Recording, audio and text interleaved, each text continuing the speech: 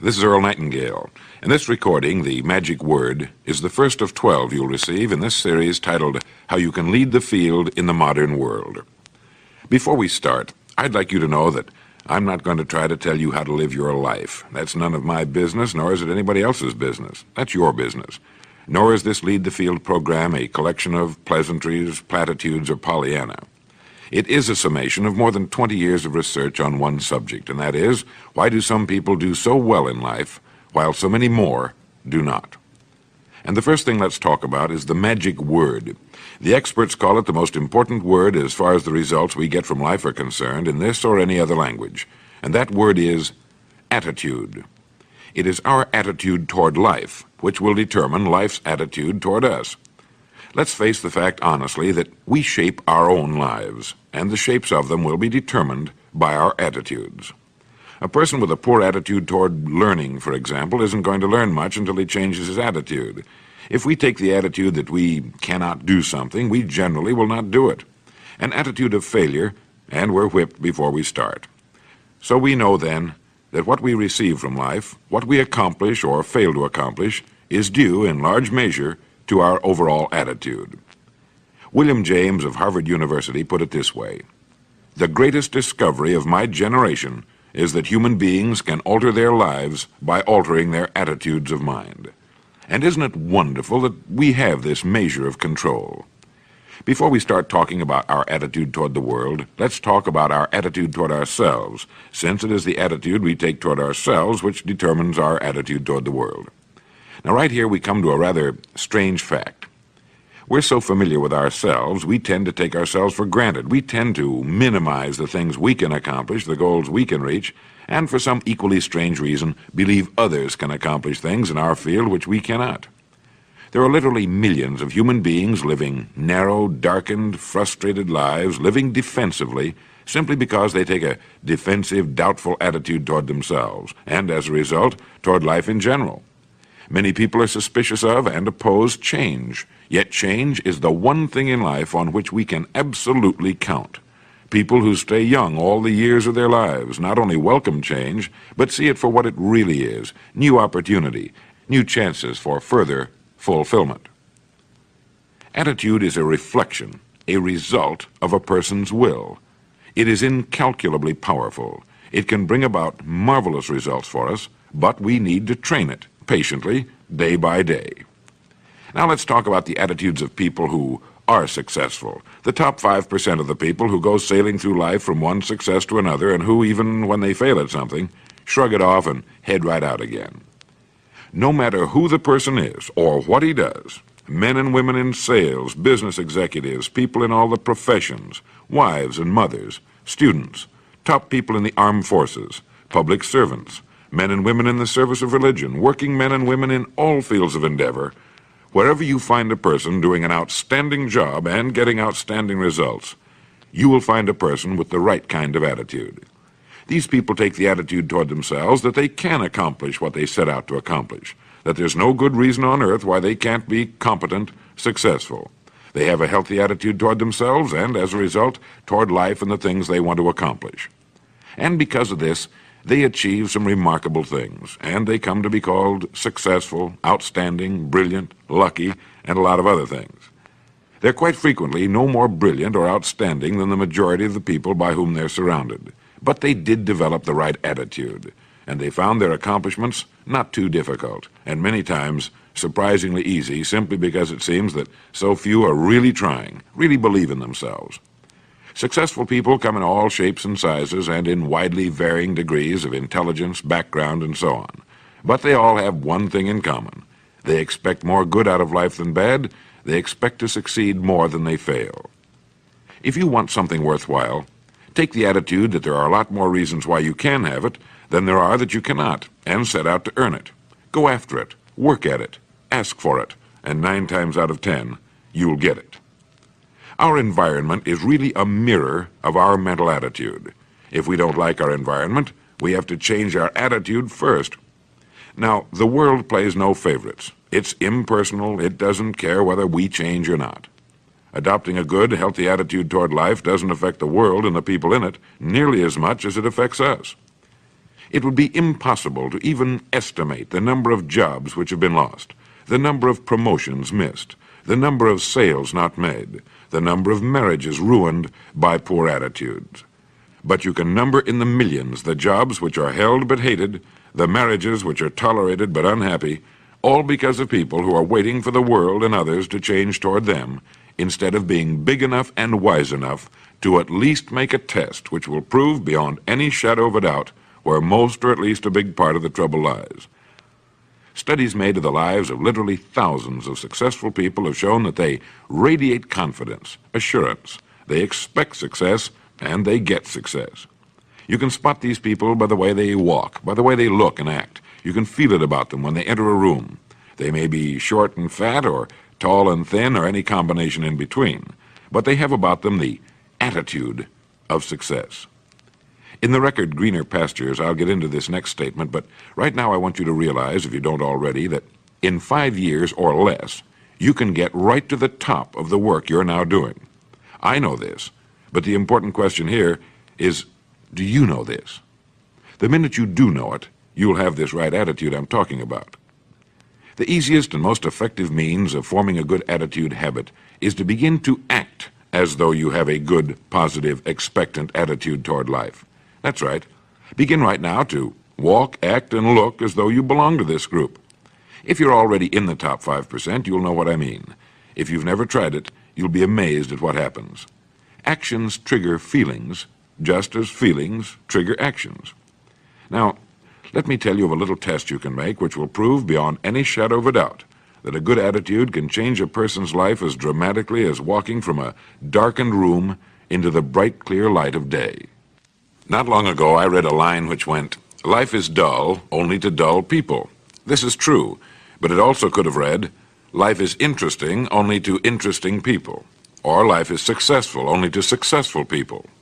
Now, what I'm trying to say is that you must first become, mentally, from an attitude standpoint, that which you wish to achieve. A famous restaurateur was being interviewed by a reporter who asked, "When did you become successful?" He replied, "I was successful when I was sleeping on park benches, because I knew what I wanted to do and that I would do it." In short, his attitude had been one of success, of expecting success, long before the material, the tangible rewards of success had been earned. We'll get into this particular phase of Lead the Field in record number 3, A Worthy Destination. But for now, remember that a person must act, look, and because of these things, feel successful before the success he seeks can come. Chances are you know people who seem to be what others call lucky. All kinds of good and wonderful things seem to happen to them, and they give the impression of happily sailing through life, having a wonderful time, and getting more accomplished in a year than most people do in 5. This has been figured out fairly scientifically, and if anyone will conscientiously go about the test I'm going to recommend, and stay with it every day for the next 30 days without fail, that person can join this small, happy, and extremely productive group of people. He'll find himself becoming lucky, as they say, and most of his problems will pretty well take care of themselves. Of this you can be sure. The results will be nothing short of amazing. Now, it makes no difference how good a person's attitude has been in the past. Anything can be improved upon, and it's the small refinements upon something already good that makes it great. So here's the test. For the next 30 days, act toward the world, everything and everyone with whom you come in contact, with the attitude which represents the kind of results you want to achieve.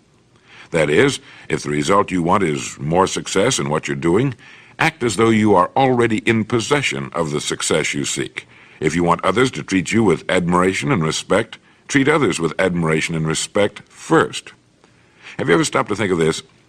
Every human being on earth is the most important human being on earth as far as he or she is concerned.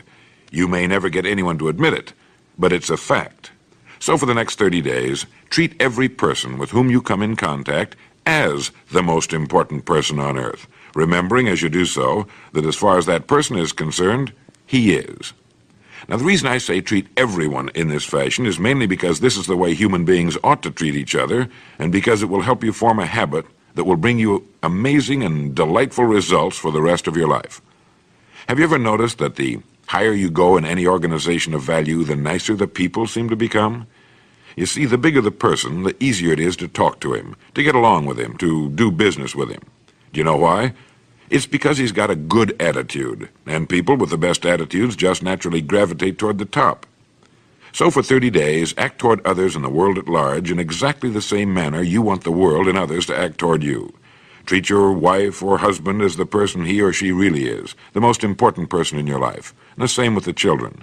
Carry out into the world each morning for 30 days the kind of attitude you would have if you were the most successful human being on earth. And notice how it quickly develops into an habitual attitude. When a person does this, he should realize he has already placed himself on the road to what he seeks. He is right now in the top 5% of the people in this or any other country. He has prepared the ground and planted the seed. He has made of himself a magnet, an embodiment of that which he seeks. Before metal can be cast into a desired shape, the mold, the expectant receptacle, must first be fashioned. Before a building can be erected, the excavation must be made and the foundation laid. And before a person can achieve the kind of life he wants, he must become that kind of individual. He must think, act, talk, walk, and conduct himself in all of his affairs as would the person he wishes to become. He is then actually that person, and the things that person would have and do will naturally come to him. Almost immediately, a change will be noticed. Irritations that used to frustrate and annoy disappear. When some less informed individual gives you a bad time, stay on the track. When someone cuts in front of you with his car or acts in any other manner that shows his ignorance and lack of courtesy, don't permit yourself to drop to his level. Pity him, for that's what he really deserves. That's the very group a person doesn't want to belong to, and if he acts like them, well, let's face it, he belongs with them. There's nothing in the world that men, women, and children want and need more than the feeling that they're important, that they're needed and respected. They will give their love, their affection, their respect, and their business to the person who fills this need. So the magic word is attitude. And in summing up, a few points to keep in mind. 1, it is our attitude at the beginning of a task which, more than anything else, will affect its successful outcome. 2, it is our attitude toward life which determines life's attitude toward us. 3, we are interdependent. It is impossible to succeed without others, and it is our attitude toward others which will determine their attitude toward us. 4, before a person can achieve the kind of life he wants, he must become that kind of individual. He must think, act, talk, walk, and conduct himself in all of his affairs as would the person he wishes to become. 5, the higher you go in any organization of value, the better will be the attitude you'll find. 6, your mind can hold only one thought at a time, and since there's nothing at all to be gained by being negative, be positive. 7, the deepest craving of human beings is to be needed, to feel important, to be appreciated. Give it to them, and they'll return it to you. 8, look for the best in new ideas. As someone said, I've never met a person I couldn't learn something from. 9, don't waste valuable time broadcasting personal problems. It probably won't help you. It cannot help others. 10, don't talk about your health unless it's good.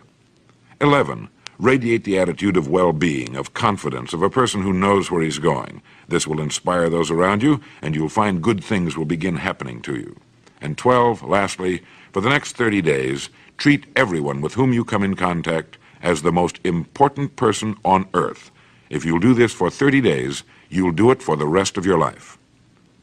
In the next recording, I'll talk to you about greener pastures. But now in closing, remember the words of Walter Dill Scott of Northwestern University. Success or failure in any undertaking is caused more by the mental attitude even than by mental capacities.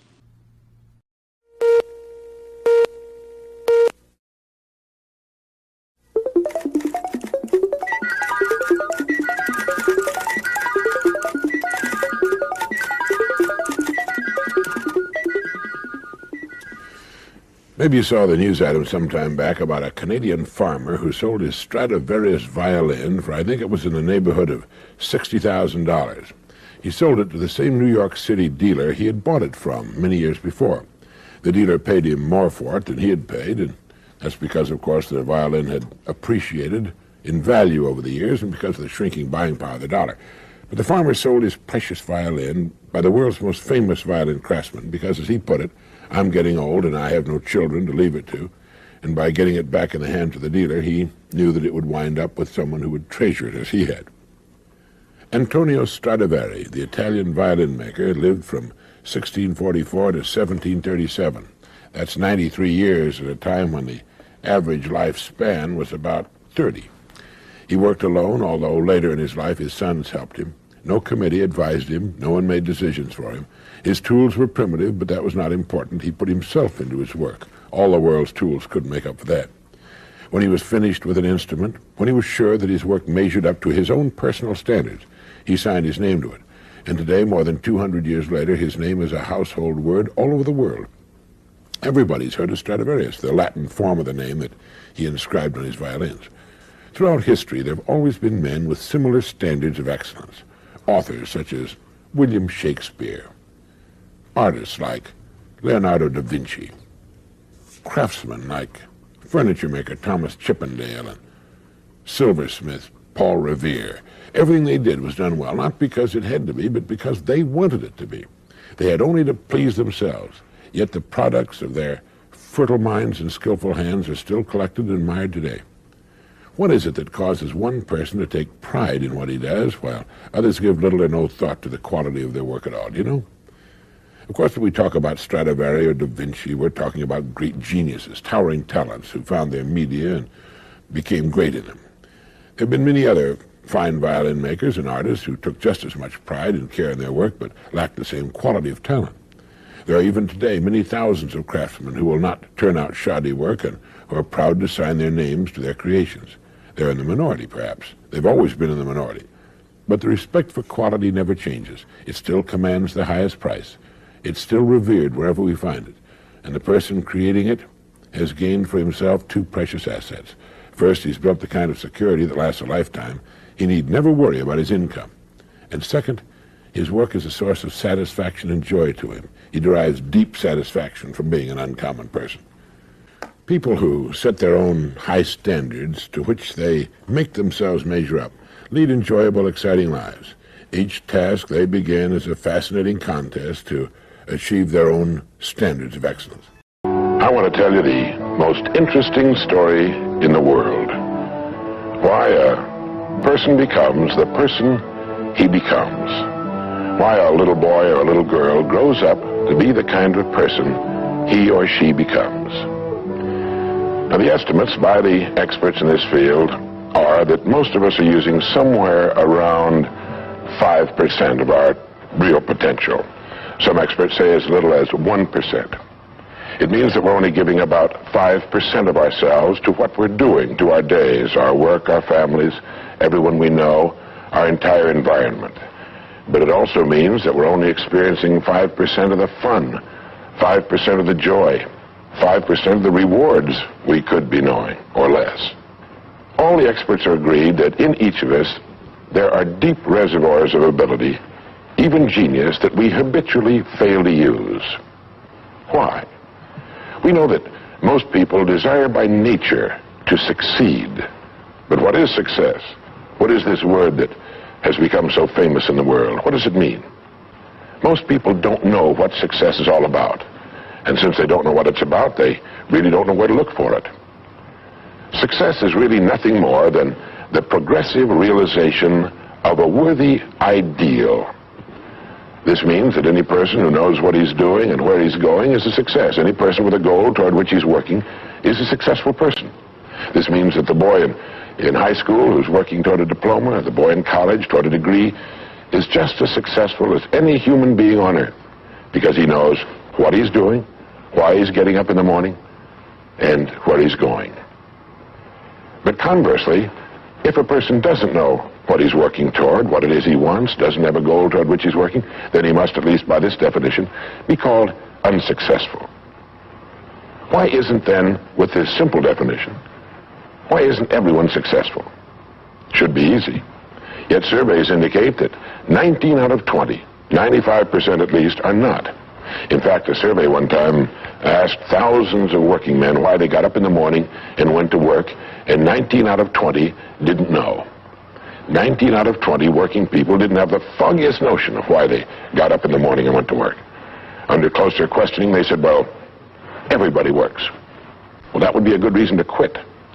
In fact, here's a little rule of thumb you might want to remember. Whatever the great majority is doing under any given circumstance, if you do exactly the opposite, you'll probably never make another mistake as long as you live. Just something to keep in the back of your mind. The problem with most people is that they're playing the world's most unrewarding game. And the name of the game is follow the follower. There's a story about a small town in which there was a jewelry store, and like all jewelry stores, or most jewelry stores at least, he had a big clock in his window. And every morning for years he'd noticed a working man stop, adjust his pocket watch to the same time as the clock in the window. He'd been doing this for many years, and one morning the jeweler was out in front sweeping his sidewalk, and so he asked the man, he said, "Tell me, why do you adjust your watch to my big clock every morning? I've noticed you're doing that for years." The man said, "Well, I'm the foreman down at the big plant." He said, "I want to make sure my watch is correct because I blow the quitting whistle every night at 5 o'clock. The jeweler looked at him rather strangely for a minute, and he said, well, that's funny." He said, "I've been setting that big clock in the window by that quitting whistle all these years." A very logical thing, but they could have been off 6 months. It was a case of a person just going along with what he thought to be correct without checking his references. So I want to suggest that from now on out, at least we do that we check our references and ask ourselves, are the people I'm following going where I want to go? Let me tell you the story of what we might call the average young man in our society. Now, from the time this boy is born, there's only one thing on earth he can do, and that's to begin to think, act, and talk like the people by whom he's surrounded. This is all in the world he can do. But right off the bat, the odds are 95 to 5 that he's thinking, acting, and talking like the wrong group. They're wonderful people. They love him. They'd do anything in the world for him. They want him to succeed. But the odds are 95 to 5 they haven't got the answers he needs if he's to reach fulfillment as a human being, if he's to reach this success that he wants, if he's to reach into these deep reservoirs of ability and genius we know he possesses and draw it out. Well, he starts in school. The most important thing to a little boy in school is to be liked by the other little boys in school. And so at this tender age, he begins to follow other little boys his same age who don't know any more than he knows and who do not necessarily have any capacity for leadership. And he does this in the first grade, and the second, and the third, and the fourth, and the fifth, and the sixth, and the seventh, and the eighth, and year after year after year, he forms himself into a composite average of other little boys his age, trying to be like them, trying to do the only thing in the world that's impossible for a human being to do, which is to be like somebody else. Now, let's say he goes all the way through school, usually goes in the military service. Again, he's caught in a vice-like grip of conformity. Now, let's say he's 25 years old, out of school, out of service. What's he going to do? As a rule, he'll go back to his hometown, unless he's married, in which case he'll go to his wife's hometown. But let's say he goes back to his own hometown, he's single, he doesn't know quite what to do, he's standing on a corner one morning, and a friend that he knew in school comes up and says, "Hi there, Charlie, what are you doing?" He says, "Nothing." He said, "Why don't you come down and work where I work? It's a pretty good place, the pay's regular, we got all kinds of fringe benefits and so on," and so he does. The odds are about, again, 95 to 5 that his first job is taken as a result of random application. On the job, without thinking about it, the most natural thing in the world for him to do is to look around, see how the other guys are doing their job, and to begin doing his the same way, assuming that what is normal for them is normal for him. No reason for this. He doesn't think about it. He just does it. Now, he has stretching in front of him 50 years or more in the golden age that man has been dreaming of since the days of ancient Greece. What's he going to do with these 50 golden years? We know that he works 40 hours a week, as a rule. 40 hours a week, which leaves him 72 hours a week when he's neither working nor sleeping. 72 free, discretionary hours each week to do with as he pleases. Now, at this point, of course, he's married, he has his little house and his little car, and this is about what he does with his free 72 hours every week. He'll do what the other fellows are doing with their free 72 hours every week, which is virtually nothing at all. On a typical day, he'll quit right on the dot, get in his little car, go to his little house, go in his little kitchen, kiss his little wife, and say, "I'm tired." They've even figured out why he says that. The experts believe that he used to hear his father say that back when men used to get tired working during the day, and he picked it up and he repeats this every night when he gets home.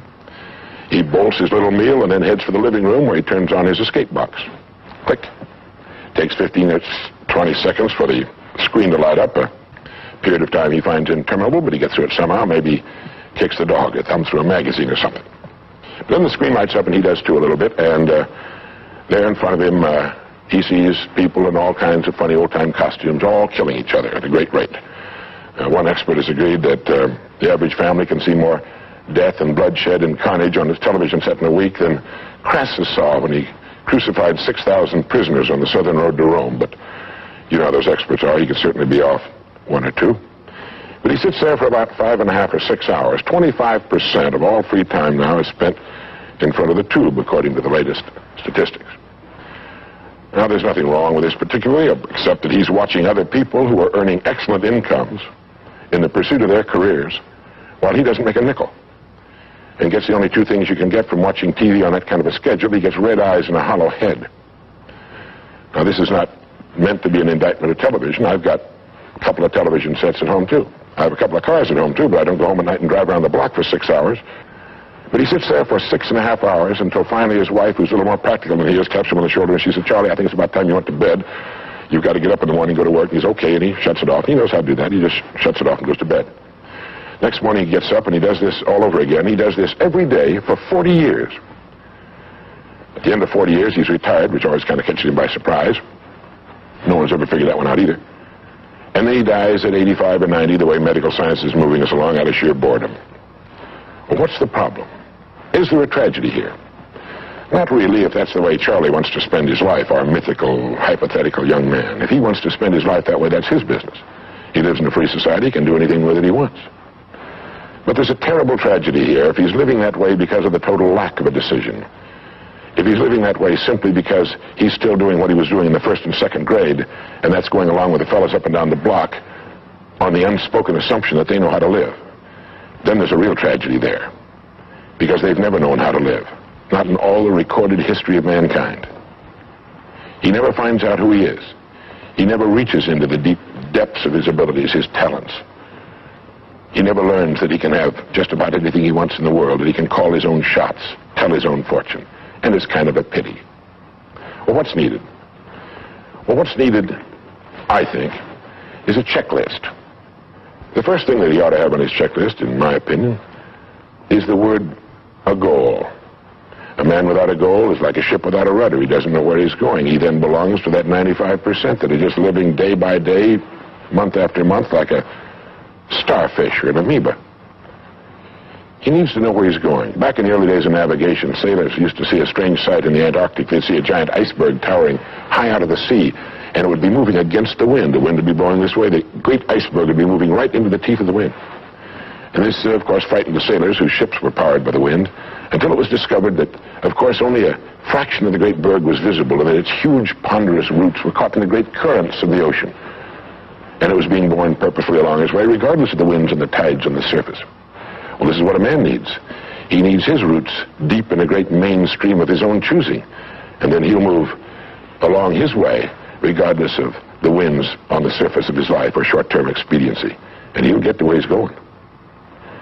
The second word on our checklist might be the word attitude. It's been called the most important word in any language in the world, because it's our attitude toward our world, toward all the people in it, that will determine the world's attitude and all the people's attitude toward us. It's a simple thing. Most of us know it, but we tend to forget it. People will react to us according to our attitude. And our attitude is the greatest gift we can be given. You know, the little creatures of the world were given a wonderful gift by Mother Nature called protective coloring, in which they can blend into their background without being seen. But man was not given this great gift, because man was given an incalculably greater one. Only man has the godlike power to make his surroundings change to fit him, because his environment will change as he changes. A man's environment is a merciless mirror of him as a human being. And if he thinks his environment could stand a little improvement, all he has to do is improve, and his environment will improve to reflect the changing man. Third would be the word think. To think. The highest function of which a human being is capable. It was put pretty well by the great Pulitzer Prize-winning playwright Archibald MacLeish in his great play, The Secret of Freedom, in which he has one of his characters say, "The only thing about a man that is a man is his mind. Everything else you can find in a pig or a horse." It's true. And so if we're going to develop something, this is a good place to start. To think deliberately and with a purpose. To spend a little time each day before a blank sheet of paper with our goal perhaps written at the top, and come up with some fresh, new, and exciting ideas. The next point on our checklist you might call the law of laws. That's what Emerson called it, this great old law of cause and effect. That our rewards in life will always be in exact proportion to our contribution, to our service. We all know this, really. We tell our children in Sunday school that as ye sow, so shall ye reap, but we forget that that's true. If a man is unhappy with his rewards, all in the world he's got to do is find ways of increasing his contribution, his service. It's like the story of the preacher who was driving down a country road, and all of a sudden he came to the most magnificent farm he'd ever seen in his life. It was beautiful. And so he saw the farmer approaching the road on his tractor, and so he hailed him, and he said, "My good man," he said, "God has certainly blessed you with a magnificent farm." And the farmer thought for a moment, and he said, "Yes, you're right, he certainly has. But you should have seen this place when he had it all to himself." And the preacher had his sermon for the next Sunday. He realized that all the farmers up and down that road had been given the same land, but one man had made something great out of it. Well, all of us are given the same land. We're given a human life, and each of us can make something great out of it, too, if we want to. The next point might be simply the word truth.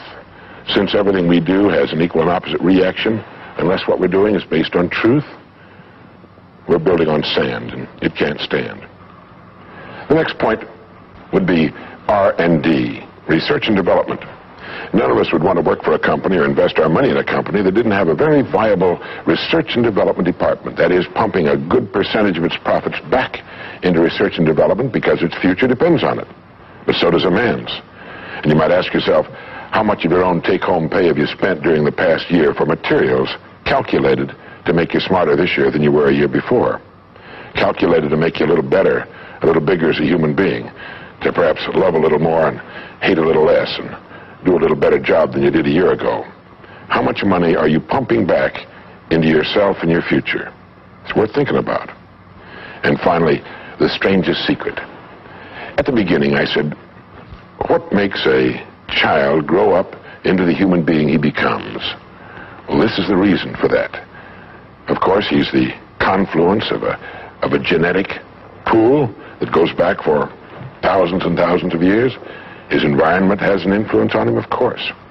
But what makes him become the person he becomes is that he becomes what he thinks about most of the time. It's as simple as that. We become what we think about most of the time. And that's the strangest secret. This is why thinking is so vital. This is why a goal is so important. Because we will become that. This is why people who set goals achieve them. The trouble with men is not in achieving their goals. They do that. It's in establishing them. We must love them. We must help them. We must serve them, because our whole success will depend on our ability to do these things.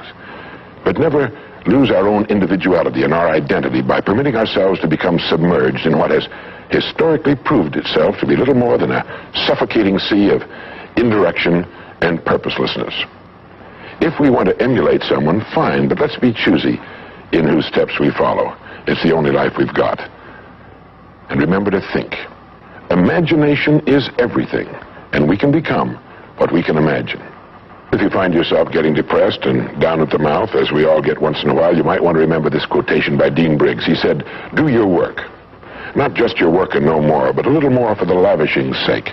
That little more which is worth all the rest. And if you suffer as you must, and if you doubt as you must, do your work. Put your heart into it, and the sky will clear. And then out of your very doubt and suffering will be born the supreme joy of life." Believe it or not, in an age when we've come to nearly deify leisure time, we've almost lost sight of the fact that virtually all our satisfactions and rewards will come not from our leisure, but from our work. And don't forget the strangest secret. We become what we think about. I'd like to tell you about the strangest secret in the world. Some years ago, the late Nobel Prize-winning Dr. Albert Schweitzer was being interviewed in London, and a reporter asked him, "Doctor, what's wrong with men today?" And the great doctor was silent a moment, and then he said, Men simply don't think. It's about this that I want to talk with you. We live today in a golden age. This is an era that man has looked forward to, dreamed of, and worked toward for thousands of years. But since it's here, we pretty well take it for granted. We in America are particularly fortunate to live in the richest land that ever existed on the face of the earth, a land of abundant opportunity for everyone. But do you know what happens? Well, let's take 100 men who start even at the age of 25. Do you have any idea what will happen to those men by the time they're 65? These 100 men who all start even at the age of 25 believe they're going to be successful. If you ask any one of these men if he wanted to be a success, he'd tell you he did. And you'd notice that he was eager toward life, that there was a certain sparkle to his eye, an erectness to his carriage, and life seemed like a pretty interesting adventure to him. But by the time they're 65, 1 will be rich. 4 will be financially independent. 5 will still be working. 54 will be broke.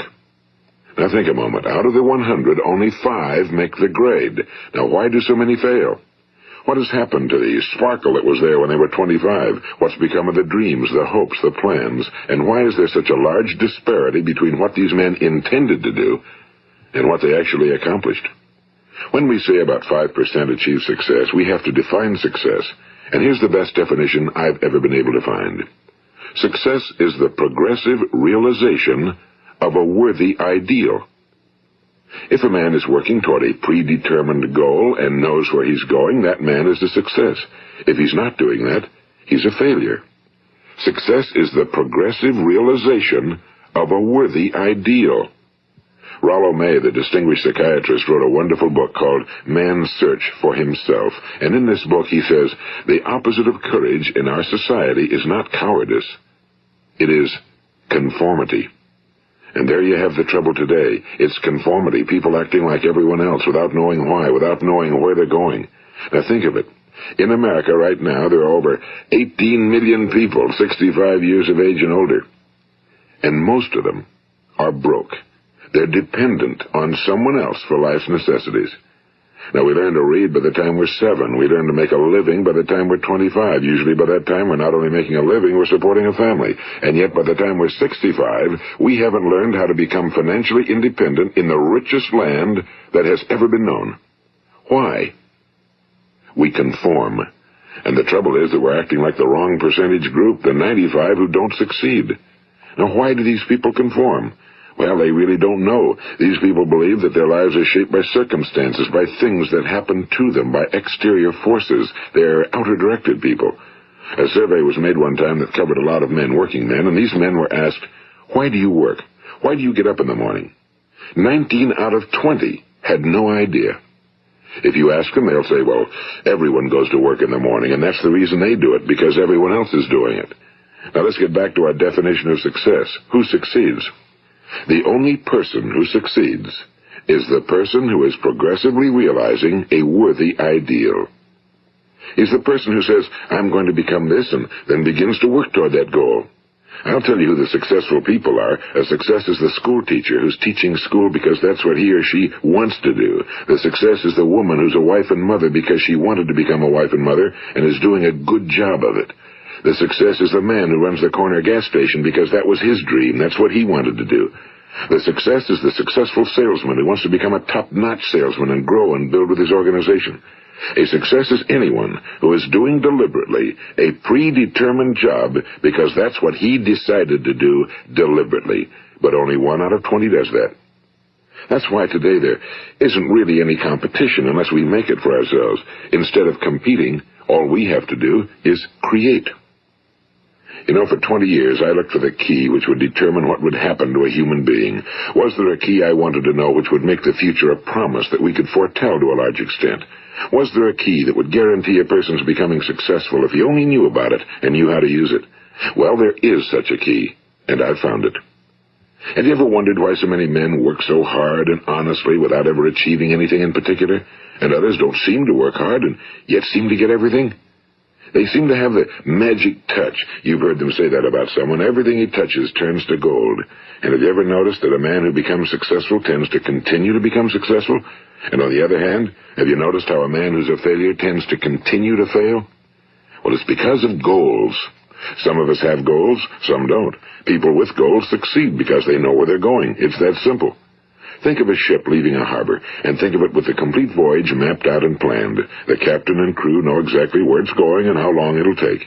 It has a definite goal. Now, 9,999 times out of 10,000, it will get to where it started out to get. Now, let's take another ship, just like the first, only let's not put a crew on it or a captain at the helm. Let's give it no aiming point, no goal, no destination. We just start the engines and let it go. I think you'll agree with me that if it gets out of the harbor at all, it will either sink or wind up on some deserted beach, a derelict. It can't go anyplace because it has no destination and no guidance, and it's the same with a human being. Take the salesman, for example. There's no other person in the world today with the future of a good salesman. Selling is the world's highest paid profession, if we're good at it and if we know where we're going. Every company needs top-notch salesmen, and they reward those men. The sky's the limit for them. But how many can you find? Someone once said the human race is fixed, not to prevent the strong from winning, but to prevent the weak from losing. The American economy today can be likened to a convoy in time of war. The entire economy is slowed down to protect its weakest link, just as the convoy had to go at the speed that would permit its slowest vessel to remain in formation. That's why it's so easy to make a living today. It takes no particular brains or talent to make a living and support a family today. So we have a plateau of so-called security, if that's what a person's looking for. But we do have to decide how high above this plateau we want to aim. Now let's get back to the strangest secret in the world, the story that I wanted to tell you today. Why do men with goals succeed in life and men without them fail? Well, let me tell you something which, if you really understand it, will alter your life immediately. If you understand completely what I'm going to tell you from this moment on, your life will never be the same again. You will suddenly find that good luck just seems to be attracted to you. The things you want just seem to fall in line, and from now on you won't have the problems, the worries, the gnawing lump of anxiety that perhaps you've experienced before. Doubt, fear, well, they'll be things of the past. Here's the key to success and the key to failure. We become what we think about. Now let me say that again. We become what we think about. Throughout all history, the great wise men and teachers, philosophers and prophets have disagreed with one another on many different things. It's only on this one point that they are in complete and unanimous agreement. Listen to what Marcus Aurelius, the great Roman emperor, said. A man's life is what his thoughts make of it. Disraeli said this, everything comes if a man will only wait.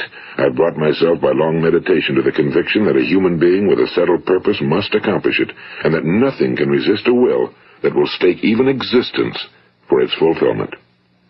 Ralph Waldo Emerson said this, a man is what he thinks about all day long. William James said, the greatest discovery of my generation is that human beings can alter their lives by altering their attitudes of mind. And he also said, we need only in cold blood act as if the thing in question were real, and it will become infallibly real by growing into such a connection with our life that it will become real. It will become so knit with habit and emotion that our interest in it will be those which characterize belief. And he also said, if you only care enough for a result, you will almost certainly attain it. If you wish to be rich, you will be rich. If you wish to be learned, you will be learned. If you wish to be good, you will be good. Only you must then really wish these things and wish them exclusively, and not wish at the same time 100 other incompatible things just as strongly. In the Bible, you read in Mark 9:23, if thou canst believe, all things are possible to him that believeth. My old friend Dr. Norman Vincent Peale put it this way, this is one of the greatest laws in the universe. Fervently do I wish I had discovered it as a very young man. It dawned upon me much later in life, and I found it to be one of the greatest, if not my greatest discovery outside of my relationship to God. The great law, briefly and simply stated, is that if you think in negative terms, you will get negative results. If you think in positive terms, you will achieve positive results. That is the simple fact, he went on to say, which is at the basis of an astonishing law of prosperity and success. In 3 words, believe and succeed. William Shakespeare put it this way, our doubts are traitors and make us lose the good we oft might win by fearing to attempt. George Bernard Shaw said, people are always blaming their circumstances for what they are. I don't believe in circumstances. The people who get on in this world are the people who get up and look for the circumstances they want, and if they can't find them, make them. Well, that's pretty apparent, isn't it? And every person who discovered this for a while believed that he was the first one to work it out. We become what we think about. Now, it stands to reason that a person who's thinking about a concrete and worthwhile goal is going to reach it, because that's what he's thinking about, and we become what we think about. Conversely, the man who has no goal, who doesn't know where he's going, and whose thoughts must therefore be thoughts of confusion and anxiety and fear and worry, becomes what he thinks about. His life becomes one of frustration and fear and anxiety and worry. And if he thinks about nothing, he becomes nothing. Now, how does it work? Why do we become what we think about? Well, I'll tell you how it works as far as we know. Now, to do this, I want to tell you about a situation that parallels the human mind. Suppose a farmer has some land, and it's good fertile land. Now, the land gives the farmer a choice. He may plant in that land whatever he chooses. The land doesn't care. It's up to the farmer to make the decision. Now, remember, we're comparing the human mind with the land because the mind, like the land, doesn't care what you plant in it. It will return what you plant, but it doesn't care what you plant. Now, let's say that the farmer has two seeds in his hand. One is a seed of corn. The other is nightshade, a deadly poison. He digs two little holes in the earth, and he plants both seeds, one corn, the other nightshade. He covers up the holes, waters, and takes care of the land, and what will happen? Invariably, the land will return what's planted. As it's written in the Bible, as ye sow, so shall ye reap. Now remember, the land doesn't care. It'll return poison in just as wonderful abundance as it will corn. So up come the two plants, one corn, one poison. Now, the human mind is far more fertile, far more incredible and mysterious than the land, but it works the same way. It doesn't care what we plant. Success, failure. A concrete, worthwhile goal, or confusion. Misunderstanding, fear, anxiety, and so on. But what we plant, it must return to us. You see, the human mind is the last great unexplored continent on Earth. It contains riches beyond our wildest dreams. It will return anything we want to plant. Now, you might say, well, if that's true, why don't people use their minds more? Well, I think they figured out an answer to that one, too. Our mind comes as standard equipment at birth. It's free, and things that are given to us for nothing we place little value on. Things that we pay money for, we value. The paradox is that exactly the reverse is true. Everything that's really worthwhile in life came to us free.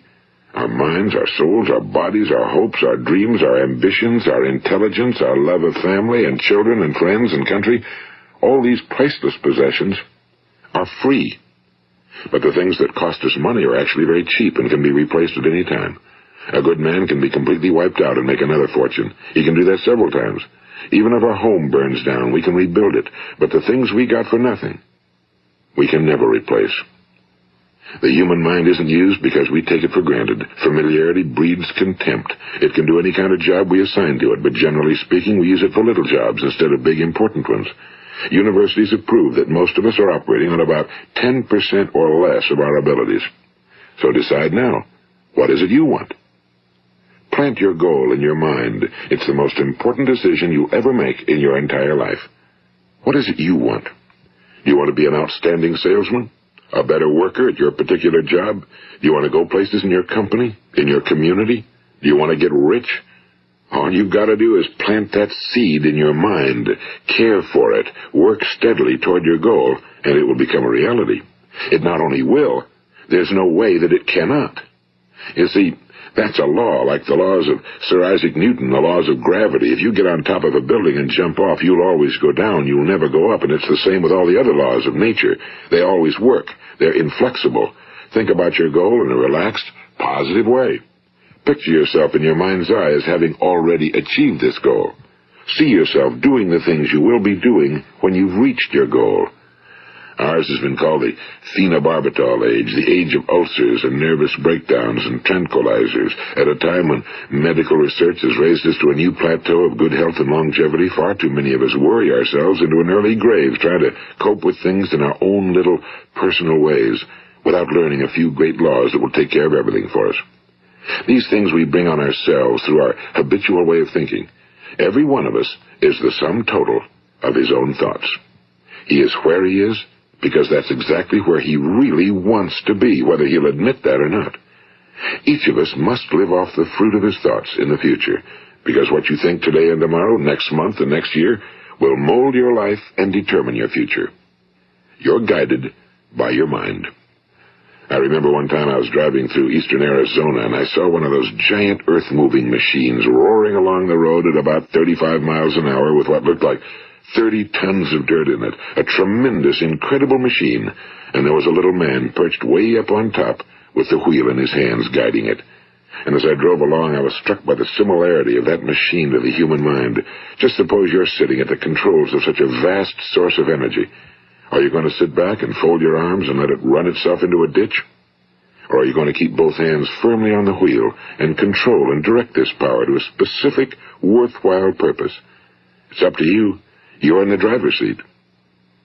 You see, the very law that gives us success is a two-edged sword. We must control our thinking. The same rule that can lead a man to a life of success, wealth, happiness, and all the things he ever dreamed of for himself and his family. That very same law can lead him into the gutter. It's all in how he uses it, for good or for bad. This is the strangest secret in the world. Now, why do I say it's strange, and why do I call it a secret? Actually, it isn't a secret at all. It was first promulgated by some of the earliest wise men, and it appears again and again throughout the Bible, but very few people have learned it, understand it. That's why it's strange, and why for some equally strange reason it virtually remains a secret. I believe that you could go out and walk down the main street of your town and ask one man after another what the secret of success is, and you probably wouldn't run into one man in a month who could tell you. Now, this information is enormously valuable to us if we really understand it and apply it. It's valuable to us not only for our own lives, but the lives of those around us, our families, employees, associates, and friends. Life should be an exciting adventure. It should never be a bore. A man should live fully, be alive. He should be glad to get out of bed in the morning. He should be doing a job he likes to do because he does it well. One time I heard Grove Patterson, the great late editor-in-chief of the Toledo Daily Blade, make a speech, and as he concluded his speech, he said something I've never forgotten. He said, "My years in the newspaper business have convinced me of several things. Among them, that people are basically good, and that we came from someplace, and we're going someplace. So we should make our time here an exciting adventure. The architect of the universe didn't build a stairway leading nowhere." And the greatest teacher of all, the carpenter from the plains of Galilee, gave us the secret time and time again. As ye believe, so shall it be done unto you. I've explained the strangest secret in the world and how it works. Now, on this side, I want to explain how you can prove to yourself the enormous returns possible in your own life by putting this secret to a practical test. I want you to make a test that will last 30 days. It isn't going to be easy, but if you'll give it a good try, it will completely change your life for the better. Now, back in the 17th century, Sir Isaac Newton, the English mathematician and natural philosopher, gave us some natural laws of physics which apply as much to human beings as they do to the movement of bodies in the universe. And one of these laws is that for every action, there is an equal and opposite reaction. Simply stated, as it applies to you and me, it means we can achieve nothing without paying the price. The results of your 30-day experiment will be in direct proportion to the effort you put forth. To be a doctor, you must pay the price of long years of difficult study. To be successful in selling, and remember that each of us succeeds to the extent of his ability to sell. Selling our families on our ideas, selling education in schools, selling our children on the advantages of living the good and honest life, selling our associates and employees on the importance of being exceptional people. To, of course, the profession of selling itself. But to be successful in selling our way to the good life, we must be willing to pay the price. Now, what is that price? Well, it's many things. First, it's understanding emotionally, as well as intellectually, that we literally become what we think about, that we must control our thoughts if we're to control our lives. It's understanding fully that as ye sow, so shall ye reap. Second, it's cutting away all fetters from the mind and permitting it to soar as it was divinely designed to do. It's the realization that your limitations are self-imposed and that the opportunities for you today are enormous beyond belief. It's rising above narrow-minded pettiness and prejudice. And third, it's using all your courage to force yourself to think positively on your own problem, to set a definite and clearly defined goal for yourself, to let your marvelous mind think about your goal from all possible angles, to let your imagination speculate freely upon many different possible solutions, to refuse to believe that there are any circumstances sufficiently strong to defeat you in the accomplishment of your purpose, to act promptly and decisively when your course is clear, and to keep constantly aware of the fact that you are, at this moment, standing in the middle of your own acres of diamonds, as Russell Conwell used to point out. And fourth, save at least 10% of every dollar you earn. It's also remembering that no matter what your present job, it has enormous possibilities, if you're willing to pay the price. Now let's just go over the important points in the price each of us must pay to achieve the wonderful life that can be ours. It is, of course, worth any price. 1. You will become what you think about. 2. Remember the word imagination and let your mind begin to soar. 3. Courage. Concentrate on your goal every day. 4. Save 10% of what you earn. And 5. Action. Ideas are worthless unless we act on them. Now I'll try to outline the 30-day test I want you to make. Keep in mind that you have nothing to lose by making this test and everything you could possibly want to gain. There are 2 things that may be said of everyone. Each of us wants something, and each of us is afraid of something. I want you to write on a card what it is you want more than anything else. It may be more money. Perhaps you'd like to double your income or make a specific amount of money. It may be a beautiful home. It may be success at your job. It may be a particular position in life. It could be a more harmonious family. Each of us wants something. Now write down on your card specifically what it is you want. Make sure it's a single goal and clearly defined. You needn't show it to anyone, but carry it with you so that you can look at it several times a day. Think about it in a cheerful, relaxed, positive way each morning when you get up, and immediately you have something to work for, something to get out of bed for, something to live for. Look at it every chance you get during the day and just before going to bed at night. And as you look at it, remember that you must become what you think about, and since you're thinking about your goal, you realize that soon it will be yours. In fact, it's yours really the moment you write it down and begin to think about it. Look at the abundance all around you as you go about your daily business. You have as much right to this abundance as any other living creature. It's yours for the asking. Now we come to the difficult part. Difficult because it means the formation of what is probably a brand new habit, and new habits are not easily formed. Once formed, however, it will follow you for the rest of your life. Stop thinking about what it is you fear. Each time a fearful or negative thought comes into your consciousness, replace it with a mental picture of your positive and worthwhile goal. And there will come times when you'll feel like giving up. It's easier for a human being to think negatively than positively. That's why only 5% are successful. You must begin now to place yourself in that group. For 30 days, you must take control of your mind. It will think about only what you permit it to think about. Each day for this 30-day test, do more than you have to do. In addition to maintaining a cheerful, positive outlook, give of yourself more than you've ever done before. Do this knowing that your returns in life must be in direct proportion to what you give. The moment you decide on a goal to work toward, you're immediately a successful person. You are then in that rare and successful category of people who know where they're going. Out of every 100 people, you belong to the top 5. Don't concern yourself too much with how you're going to achieve your goal. Leave that completely to a power greater than yourself. All you have to do is know where you're going. The answers will come to you of their own accord and at the right time. Remember these words from the Sermon on the Mount, and remember them well. Keep them constantly before you this month of your test. Ask, and it shall be given you. Seek, and ye shall find. Knock, and it shall be opened unto you. For every one that asketh receiveth, and he that seeketh findeth, and to him that knocketh it shall be opened. It's as marvelous and as simple as that. In fact, it's so simple that in our seemingly complicated world, it's difficult for an adult to understand that all he needs is a purpose and faith. For 30 days, do your very best. If you're a salesman, go at it as you've never done before, not in a hectic fashion, but with the calm, cheerful assurance that time well spent will give you the abundance in return you deserve and want. If you're a homemaker, devote your 30-day test to completely giving of yourself without thinking about receiving anything in return, and you'll be amazed at the difference it makes in your life. No matter what your job, do it as you've never done it before for 30 days. And if you've kept your goal before you every day, You'll wonder and marvel at this new life you've found. Dorothea Brand, the outstanding editor and writer, discovered it for herself and tells about it in her fine book, Wake Up and Live. Her entire philosophy is reduced to the words, act as though it were impossible to fail. She made her own test with sincerity and faith, and her entire life was changed to one of overwhelming success. Now, you make your test for 30 full days. Don't start your test until you've made up your mind to stick with it. You see, by being persistent, you're demonstrating faith. Persistence is simply another word for faith. If you didn't have faith, you'd never persist.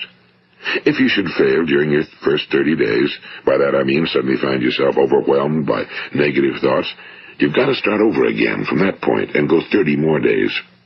Gradually, your new habit will form until you find yourself one of that wonderful minority to whom virtually nothing is impossible. And don't forget the card. It's vitally important as you begin this new way of living. On one side of the card, write your goal, whatever it may be. On the other side, write the words we've quoted from the Sermon on the Mount.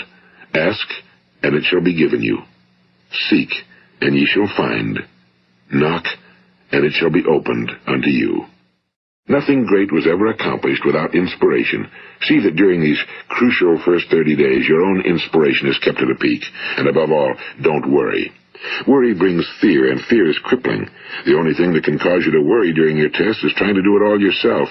Know that all you have to do is hold your goal before you. Everything else will take care of itself. Remember also to keep calm and cheerful. Don't let petty things annoy you and get you off course. Now, since making this test is difficult, some will say, why should I bother? Well, look at the alternative. No one wants to be a failure. No one really wants to be a mediocre individual. No one wants a life constantly filled with worry and fear and frustration. Therefore, remember that you must reap that which you sow. If you sow negative thoughts, your life will be filled with negative things. If you sow positive thoughts, your life will be cheerful, successful, and positive. Now, gradually, you will have a tendency to forget what you've heard on this recording. Play it often. Keep reminding yourself of what you must do to form this new habit.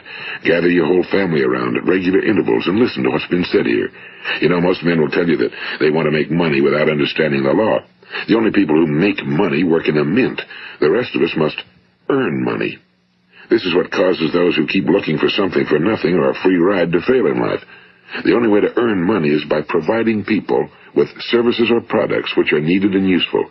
We exchange our time and our product or service for the other man's money. Therefore, the law is that our financial return will be in direct proportion to our service. Now, success is not the result of making money. Making money is the result of success, and success is in direct proportion to our service. Most people have this law backwards. They believe that you're successful if you earn a lot of money. The truth is that you can only earn money after you're successful. It's like the story of the man who sat in front of the stove and said to it, "Give me heat, and then I'll add the wood." How many men and women do you know, or do you suppose there are today, who take the same attitude toward life? There are millions. We've got to put the fuel in before we can expect heat. Likewise, we've got to be of service first before we can expect money. Don't concern yourself with the money. Be of service, build, work, dream, create. Do this, and you'll find there's no limit to the prosperity and abundance that will come to you. Prosperity, is founded upon a law of mutual exchange. Any person who contributes to prosperity must prosper in turn himself. Sometimes the return will not come from those you serve, but it must come to you from someplace, because that's the law. For every action, there is an equal and opposite reaction. As you go daily through your 30-day test period, remember that your success will always be measured by the quality and quantity of service you render, and money is a yardstick for measuring this service. No man can get rich himself unless he enriches others. Now, there are no exceptions to a law. You can drive down any street in America and from your car estimate the service that's being rendered by the people living on that street. Had you ever thought of this yardstick before? It's interesting. Some, like ministers and priests and other devoted people, measure their returns in the realm of the spiritual, but again, their returns are equal to their service. Once this law is fully understood, any thinking person can tell his own fortune. If he wants more, he must be of more service to those from whom he receives his return. If he wants less, he has only to reduce his service. This is the price you must pay for what you want. If you believe you can enrich yourself by deluding others, you can end only by deluding yourself. It may take some time, but just as surely as you breathe, you'll get back what you put out. Don't ever make the mistake of thinking you can avert this. It's impossible. The prisons and the streets where the lonely walk are filled with people who tried to make new laws just for themselves. We may avoid the laws of man for a while, but there are greater laws that cannot be broken. An outstanding medical doctor recently pointed out 6 steps that will help you realize success. 1. Set yourself a definite goal. 2. Quit running yourself down. 3. Stop thinking of all the reasons why you cannot be successful and instead think of all the reasons why you can. 4. Trace your attitudes back through your childhood and try to discover where you first got the idea you couldn't be successful, if that's the way you've been thinking. 5. Change the image you have of yourself by writing out a description of the person you would like to be. And 6. Act the part of the successful person you have decided to become. The doctor who wrote those words is a noted West Coast psychiatrist, Dr. David Harold Fink. Do what the experts since the dawn of recorded history have told you must do. Pay the price by becoming the person you want to become. It's not nearly as difficult as living unsuccessfully. Make your 30-day test, then repeat it again, and each time it will become more a part of you until you'll wonder how you could ever have lived any other way. Live this new way, and the floodgates of abundance will open and pour over you more riches than you may have dreamed existed. Money? Yes, lots of it. But what's more important, you'll have peace. You'll be in that wonderful minority who lead calm, cheerful, successful lives. Start today. You have nothing to lose, but you have a whole life to win. This is Earl Nightingale, and thank you.